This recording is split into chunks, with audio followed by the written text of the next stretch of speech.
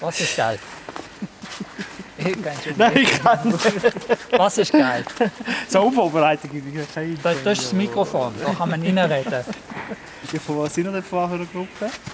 Von welcher Gruppe? Ja. Wir sind Gruppe. Welche Gruppe sind wir? Welche Gruppe sind wir, ja? Wir sind die Eben genau.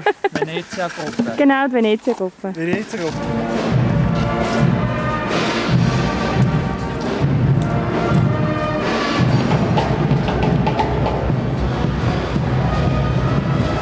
Was Geld ist? Was ist Geld? Das gesellschaftliches Verhältnis. Duschmittel. Ist Duschmittel. Ja.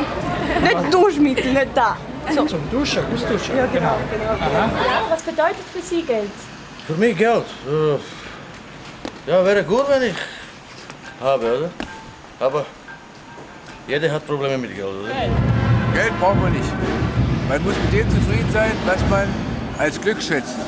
Also sprich, man muss immer, wichtig ist, wenn man zufrieden ist, dann braucht man nicht Gott und die Welt. Also sprich, man braucht dann kein Reichtum, ne? Man braucht nur Sonne, Strand, Meer und man ist zufrieden eigentlich. Ah, und da Aber man muss das eigentlich- ausfüllen hier. Sonne, Strand und Liebe. Ja, genau. Ist das Glück? Was ist Glück das? für Das dich? kenne ich nicht. Er hat das schon unterschrieben. Er hat schon unterschrieben. Ah, okay. Was, Geld? Geld, genau. Was Geld für mich ist? Geld? Geld? Was ist Geld? Ist Papier. Ey, nicht aufnehmen! Papier. Geld! Es ist etwas Spezielles, aber es ist auch ein bisschen blöd. Aber mich auch nicht um. Geld ist etwas, das man einfach braucht für das Alltagsleben. Aber nicht mit einer riesigen Bedeutung sonst. Ich bin einfach dankbar, wenn ich so viel Geld habe, dass ich so leben kann, wie ich möchte. Für mich hat das 3 Funktionen. Eine Funktion ist für mich der Tausch, als Tausch. Einmal zum Horten, das ist ja schon das Zweite. Und das Dritte wäre, fällt mir gerade nicht ein. Also die 2 Sachen sind für mich die wichtigsten. Und was würden Sie mit 1000 Franken machen? Oder sagen wir Millionen? Millionen ist besser. Da wette ich gar nicht. Ja, ich würde sie glaube verschenken. Ich will es rauswerfen irgendwie. Eben, weil es ja nichts ist für Sie, oder? Würden Sie es rauswerfen? Genau, geht Wichtiges. Mit 2 Millionen. 1 Million ich verschenke für arme Leute in Afrika oder ich weiß nicht. Und für 1 Million ich kaufe Wohnung. Schön. Oder ich weiß nicht. Dann würde ich nicht mehr arbeiten. Würden Sie nicht mehr arbeiten? Was würden Sie denn anstelle machen vom Mitarbeiten? Reisen. Und wie lange könnten Sie das aushalten? Was meinen Sie? Wie lange reicht Ihnen Keine da? Ahnung, ich bin noch nie ein Millionär gewesen, darum kann ich es nicht sagen. Okay. Was würden Sie machen, wenn Sie kein Geld haben? Versuchen, ja, arbeiten. Wenn ich jetzt auch machen. Würdest du arbeiten für Geld oder glaubst du, du kriegst das Geld, um arbeiten zu können? Ja, ich arbeite fürs Geld. Aber mir hast du gesagt, ich kann nicht leben ohne Geld. Ja, du kannst brauche auch nicht ich leben zuerst ohne Geld. Du kannst auch nicht leben. Du Genau. kannst mal nicht sagen, du kannst Du kannst ohne auch Geld nicht arbeiten leben. ohne Geld. Ja, du brauchst ja. Du brauchst zuerst Geld, um arbeiten zu können. Ja, musst du fahren. Nein, ja. Ja. Würden Sie Ihr Leben verändern, wenn Sie auf einmal viel mehr Geld hätten? Das sagen wir 1 Million oder 2. Nicht Würden Sie etwas unbedingt, ändern? nicht unbedingt. Dass ich sehe irgendwie, jetzt im Laufe des Lebens lernt man einiges und erfahrt einiges. Und ich denke, das Leben ist nicht abhängig vom Geld, aber man ist dankbar, wenn man das Geld hat. Gibt es etwas Wichtiges für Geld? Gesundheit ist besser als Geld. Besseres? Ja. Liebe. Liebe. Gesundheit. Solidarität. Zufriedenheit. Ja, Zufriedenheit. Ja. Also eben ja Gesundheit. Gesundheit. Dass man gesund ist. Gesund, Und dass man schön. Freude hat am Leben, genau. Ja, das ist Wenn die schön. meisten schon viel Geld haben, dann geht es schlecht. Das ist auch schlecht. Aha. Ja, wenn man nicht gesund ist, kann man auch kein Geld haben. Also, wenn man gesund ist, kann man arbeiten und wenn man geschafft hat, kriegt man Geld über. Dass ich einen Sinn sehe im Leben jeden Tag und für mich ist eigentlich das Wichtigste Beziehungen und Kontakt mit Menschen. Familie, Was ist Liebe? Selbstversorger, Wohnen, so Wohngruppe alternativer Art. Und das wäre Ihr Traum? Ja, Gegenüber Ticketautomaten testen? Das mache ich ja nur fast ehrenamtlich. Es ist einfach die sinnvolle, also ich sage mal, eine sinnvolle Tätigkeit. Damit Sie jetzt mit der Bahn hochfahren können. Jetzt keine bessere Frage auf Lager, Mann. Fragen Sie mich. Schauen Sie, können Sie die jungen Typen da fragen. Die haben keine Ahnung von Leben. Die haben einfach keine Ahnung. Die können nicht sagen. Bitte einfach.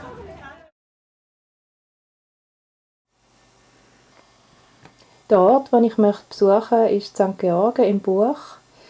Dort ist meine Mutter aufgewachsen und ich war viel in der Ferien bei meinen Großeltern.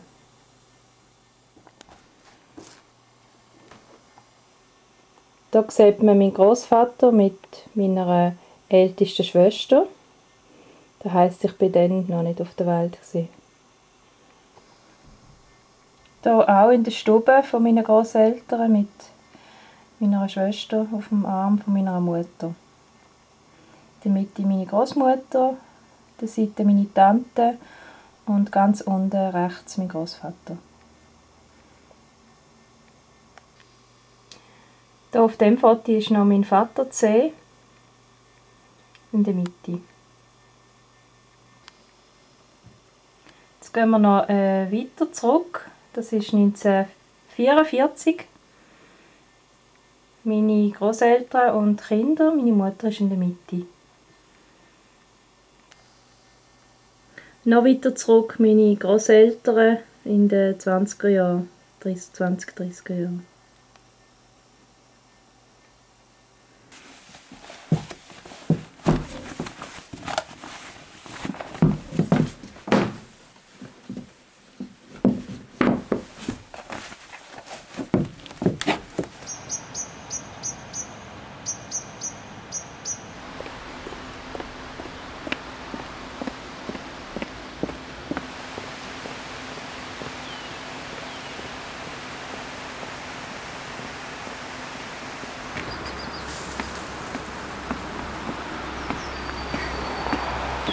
Spätestens hier oben nachher habe ich gemerkt, wie streng das ist, dass ich gemerkt habe, ich bin ein Stadtkind. Das hat mich immer sehr angestrengt, hier rauf zu laufen und hat mich immer graust. Gut, wenn man hier oben angekommen ist, sehen wir dann gerade auf die Siedlung.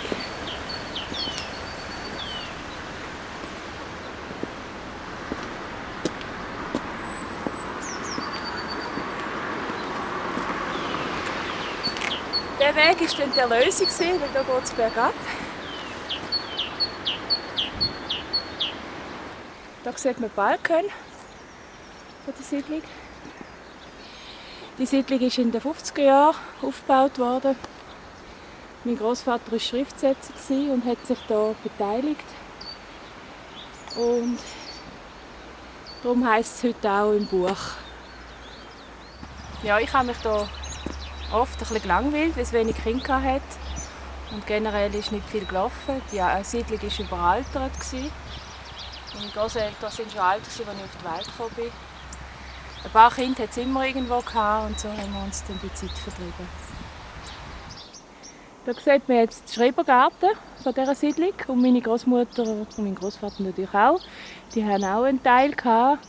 Und meine Großmutter hat nicht so in das Bild hineinpassen vom Ordentlichen und Bürgerlichen. Sie war immer ein bisschen chaotisch, was Blumen anbelangt, Bäume. Hat ziemlich auch ein bisschen Puff im Quartier und Reklamationen, wie man es so schneiden sollte, wie man Blumen pflanzen und so weiter. Hier sieht man die Wäschzeine. Da hat mich auch immer erstaunt, wie man Wäsche aufhängen kann nach Grösse von Kleidern und Sorten. Also es ist wirklich etwas, was ich noch nie gesehen habe. Da ist alles schön rein und gleich gehangen. Wird wahrscheinlich heute noch so sein. Hier ist jetzt die Haustür.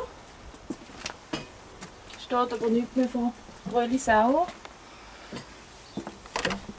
Zu ist auch. Ja, das war's. Sieht immer noch gleich aus wie vor über 30 Jahren.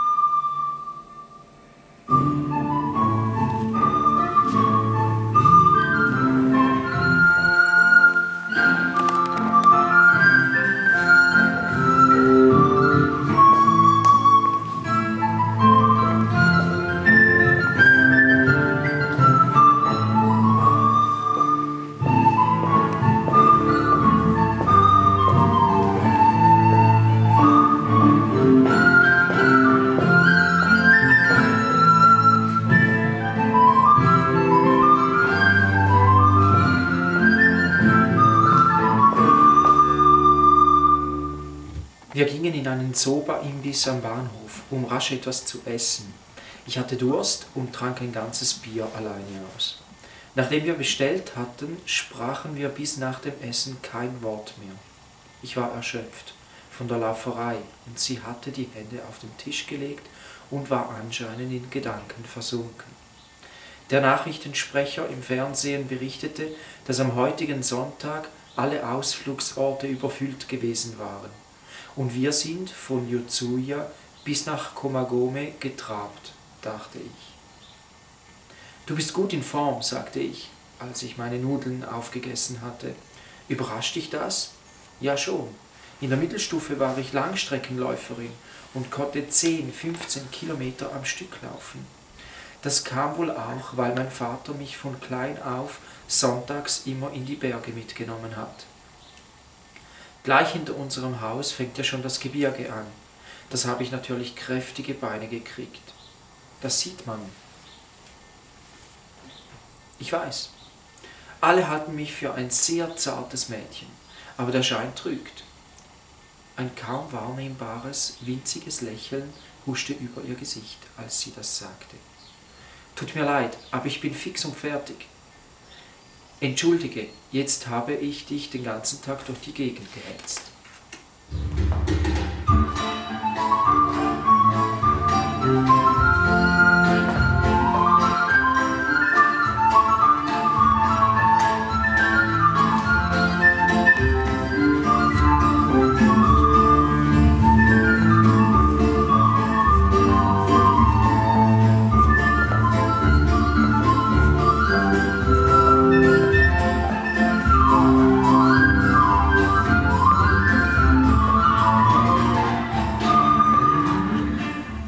Deutliche Reifspuren führten den Weg entlang durch den Wald, aus dem mitunter der Flügelschlag eines Vogels zu hören war.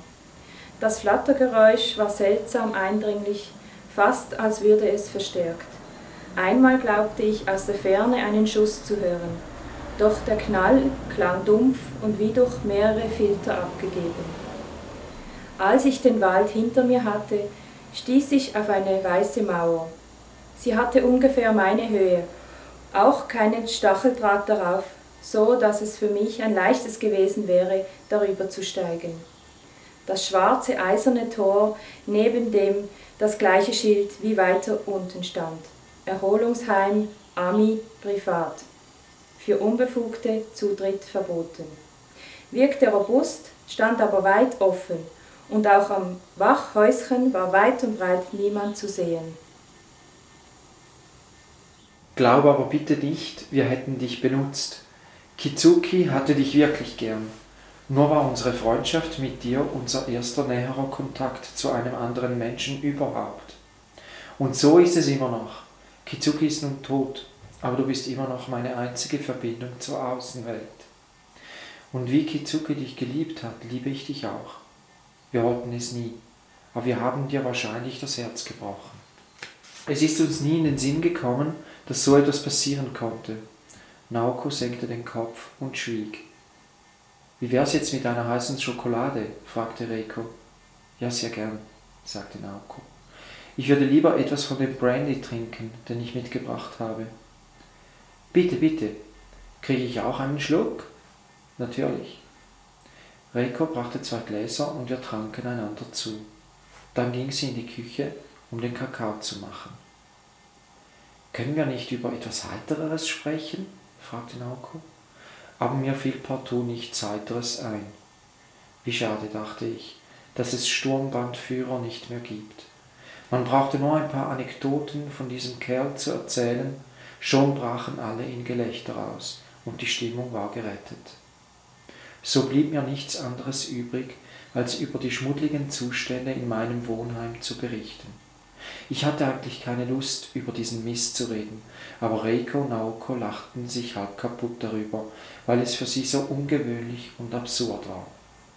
Anschließend machte Reiko sehr amüsant ein paar andere Patienten nach.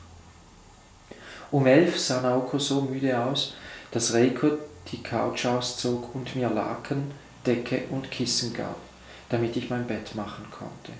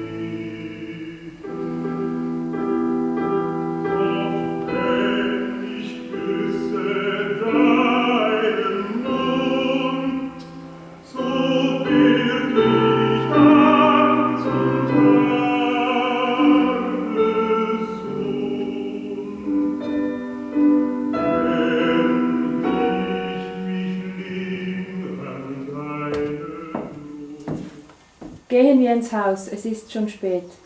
Der Himmel war dunkel geworden, die Wolken hatten sich verdichtet, vom Mond war nichts mehr zu sehen.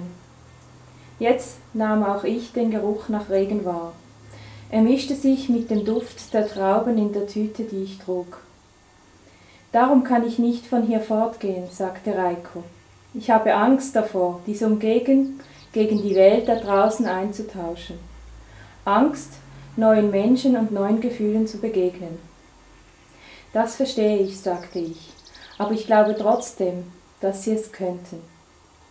Reiko lächelte, sagte jedoch nichts.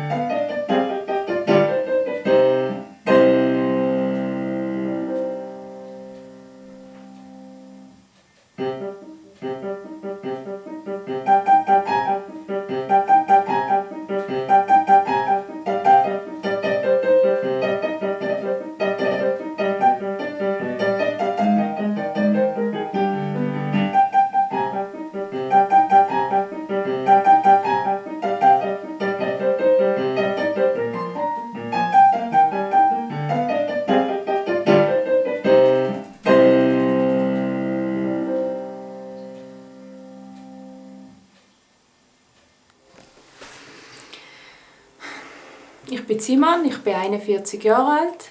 Ich arbeite in einer Textilwerkstatt mit vorwiegend Frauen, die auf Stellensuche sind, und bin dort Bereichsleiterin.